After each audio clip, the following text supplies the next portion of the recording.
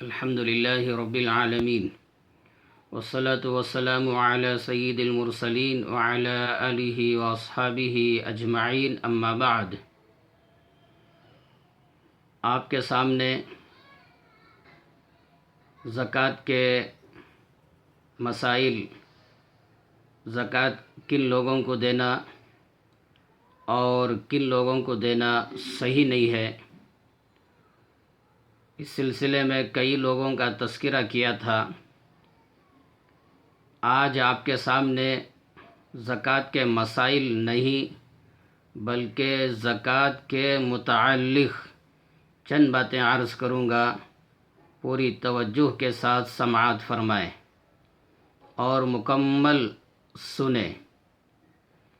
Number 1، نماز اور زکوٰۃ یہ دو ایسے عمل ہیں اللہ جل شانہ ہر زمانے میں اپنے بندوں کو نماز قائم کرنے کا اور زکوٰۃ ادا کرنے کا حکم دیا ہے۔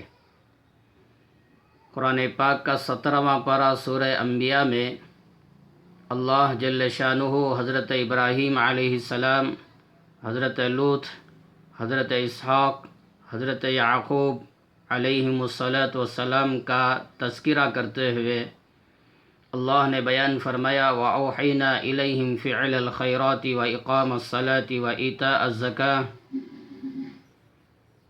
کہ ہم نے ان نبیوں کی طرف وحی بھیجی کہ آپ اپنے لوگوں کو نماز قائم کرنے کی اور زکوٰۃ ادا کرنے کی تعلیم دیں۔ اسی طرح سورہ مریم میں اللہ نے سیدنا اسماعیل علیہ السلام کا ذکر کرتے ہوئے بیان فرمایا وَاذْكُرْ فِي الْكِتَابِ إِسْمَاعِيلَ إِنَّهُ كَانَ صَادِقَ الْوَعْدِ وَكَانَ رَسُولًا نَبِيًّا وَكَانَ يَأْمُرُ أَهْلَهُ بِالصَّلَاةِ وَالزَّكَاةِ۔ حضرت اسماعیل علیہ السلام اپنے گھر والوں کو نماز اور زکوٰۃ کا حکم دیا کرتے تھے۔ ان آیتوں سے پتہ چلا کہ نماز اور زکوٰۃ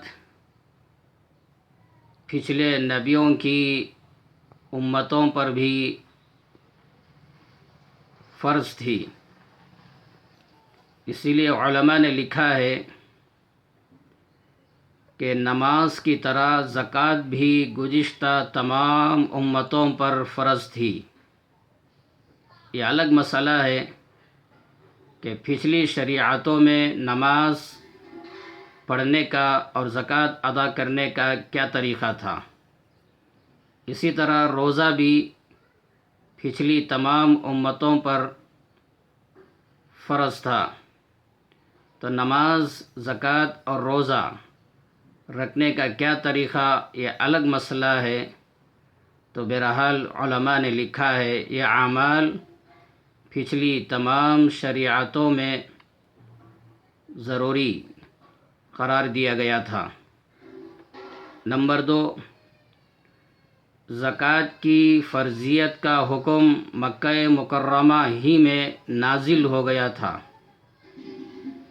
سورہ مزمل میں اللہ نے بیان فرمایا وَأَقِیمُوا الصَّلَاةَ وَآتُوا الزَّکَاةَ وَأَقْرِضُوا اللَّهَ قَرْضًا حَسَنًا، نماز قائم کرو اور زکوٰۃ ادا کرو۔ سورہ مزمل مکہ مکرمہ میں نازل ہوئی ہے۔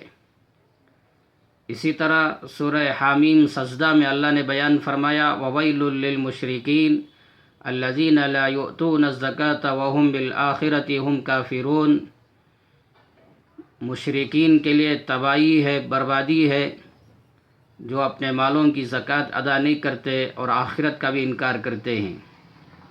تو یہ سورہ بھی مکہ مکرمہ میں نازل ہوا۔ اسی طرح سورہ لقمان کی شروع کی آیتیں الف لام میم تلک آیات الکتاب الحکیم ھدی ورحمۃ للمحسنین الذین یقیمون الصلاۃ ویؤتون الزکاۃ وہم بالآخرۃ ھم یوقنون۔ اس آیت میں بھی اللہ نے بیان فرمایا نماز قائم کرو، زکوٰۃ ادا کرو۔ تو یہ سورہ بھی مکہ مکرمہ میں نازل ہوا۔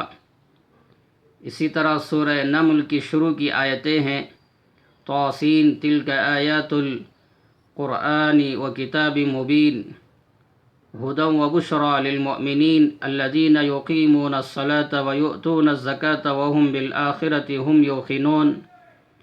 اس آیت میں بھی اللہ نے بیان فرمایا نماز قائم کرو اور زکوٰۃ ادا کرو، تو یہ سورہ بھی مکہ مکرمہ میں نازل ہوا۔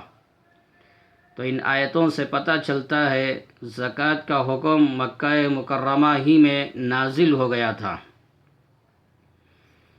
نمبر 3، زکوٰۃ کا حکم، زکوٰۃ کی فرضیت مکہ مکرمہ میں ضرور نازل ہوا، لیکن زکوٰۃ کی مکمل تفصیل، زکوٰۃ کن لوگوں کو دینا چاہیے اور زکوٰۃ کن لوگوں کو نہیں دینا چاہیے، اور زکوٰۃ کن لوگوں پر واجب ہے، کن چیزوں پر واجب ہے، یہ سارے تفصیلات مدینہ منورہ میں نازل ہوئے۔ انما الصدقات للفقراء والمساکین، سورہ توبہ میں یہ آیت ہے، اور سورہ توبہ مدینہ منورہ میں نازل ہوا۔ تو زکوٰۃ کی فرضیت مکہ مکرمہ میں نازل ہو گئی تھی، لیکن زکوٰۃ کی پوری تفصیل مدینہ منورہ میں نازل ہوئے، زکوٰۃ کے احکامات مدینہ منورہ میں نازل ہوئے۔ نمبر 4، زکوٰۃ اسلام کے 5 ارکان میں سے ایک اہم ترین رکن ہے۔ بخاری میں، مسلم میں، ترمذی میں، نسائی میں روایت ہے، اللہ کے نبی صلی اللہ علیہ وسلم نے بیان فرمایا، بنی الاسلام علی 5 شہادت ان لا الہ الا اللہ وان محمد رسول اللہ واقام الصلاۃ وایتاء الزکاۃ والحج وصوم رمضان۔ تو کلمہ شہادت، نماز، زکوٰۃ، حج اور روزہ، یہ اسلام کے 5 ارکان ہیں۔ تو یہ 5 ارکان میں سے ایک اہم اور نہایت رکن زکوٰۃ بھی ہے۔ زکوٰۃ کی فرضیت قطعی اور یقینی ہے، قرآن و حدیث سے ثابت ہے، اور پوری امت کا اجماع بھی ہے۔ تو زکوٰۃ کی فرضیت اور زکوٰۃ ارکان اسلام میں سے ہونے کا آج تک امت میں سے کسی نے انکار نہیں کیا ہے۔ نمبر 5، زکوٰۃ کے فرض ہونے کا انکار کرنے والا کافر ہو جاتا ہے۔ اگر کوئی زکوٰۃ کی فرضیت کا انکار تو نہیں کیا، زکوٰۃ کے فرض ہونے کا اقرار تو کرتا ہے، لیکن زکوٰۃ ادا نہیں کرتا ہے، تو وہ کافر تو نہیں ہوتا، لیکن فاسق، گنہگار، مجرم تو ضرور ہے۔ اگر اسلامی نظامی حکومت قائم ہو تو زکوٰۃ ادا نہ کرنے والوں کو قتل کی سزا بھی دی جا سکتی ہے۔ اسی لیے اللہ کے نبی صلی اللہ علیہ وسلم کا جب انتقال ہوا، آپ کے انتقال کے بعد سیدنا ابو بکر صدیق رضی اللہ عنہ خلیفہ بنے، تو آپ کے زمانے خلافت میں شروع ہی میں چند لوگوں نے زکوٰۃ ادا کرنے سے انکار کر دیا، تو حضرت ابو بکر رضی اللہ عنہ ان کے خلاف جنگ کرنے کے لیے تیار ہو گئے اور اعلان فرمایا۔ حضرت عمر رضی اللہ عنہ نے عرض کیا، حالات سازگار نہیں ہیں، فی الوقت جنگ نہ کریں۔ تو اس موقع پر سیدنا ابو بکر صدیق رضی اللہ عنہ نے فرمایا، واللہ لأقاتلن من فرق بین الصلاة والزکاة، بخاری شریف کے 6ویں پارے میں اور ابو داؤد میں روایت ہے۔ حضرت ابو بکر رضی اللہ عنہ نے فرمایا، اللہ کی قسم، میں ضرور ان لوگوں کے خلاف جنگ کروں گا جو نماز اور زکوٰۃ کے درمیان فرق کرتے ہیں۔ فَإِنَّ الزَّكَاةَ حَقُّ الْمَالِ، اس لیے کہ زکوٰۃ مال کا حق ہے۔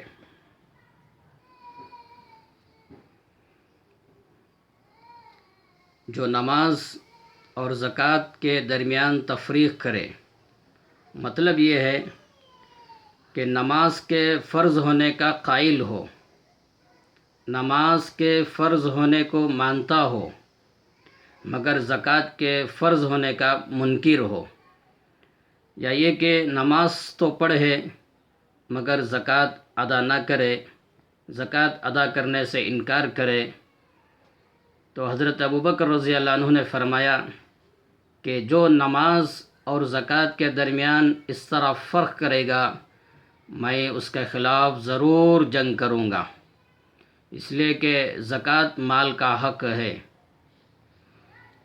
اس لیے زکوٰۃ ضرور ادا کرنا چاہیے، اور جو زکوٰۃ ادا نہ کرے، اگر اسلامی نظام حکومت قائم ہو تو زکوٰۃ کا انکار کرنے والے کو قتل کی سزا بھی دی جا سکتی ہے۔ نمبر 6، زکوٰۃ کے معنی کیا ہیں؟ تو طہارت یعنی پاک ہونا، زکوٰۃ کے معنی ہے طہارت یعنی پاک ہونا، کسی چیز میں برکت ہونا اور اس کا بڑھنا۔ تو زکوٰۃ کے معنی ہوئے پاک ہونا، برکت ہونا اور بڑھنا۔ تو صحیح بات ہے، جو بندہ یا بندی صاحب نصاب ہو، مالدار ہو، وہ اپنے مالوں کی زکوٰۃ ادا کرتے ہیں، تو زکوٰۃ کے ادا کرنے سے ان کے مالوں میں برکت ہوتی ہے، ان کے مالوں میں اضافہ ہوتا ہے، اور ان کا مال پاک و صاف ہو جاتا ہے۔ یا یہ کہ جب بندہ اپنی زکوٰۃ ادا کرتا ہے تو زکوٰۃ کے ادا کرنے سے اللہ اس کے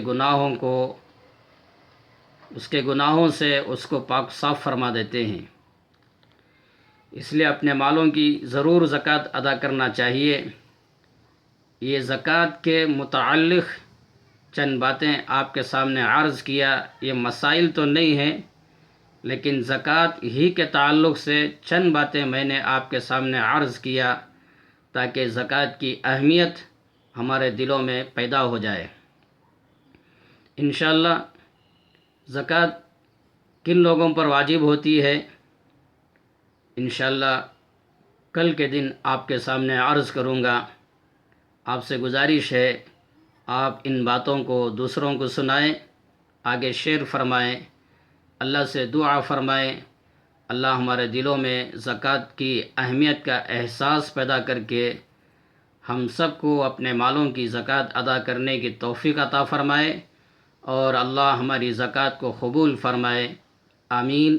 السلام علیکم ورحمۃ اللہ وبرکاتہ۔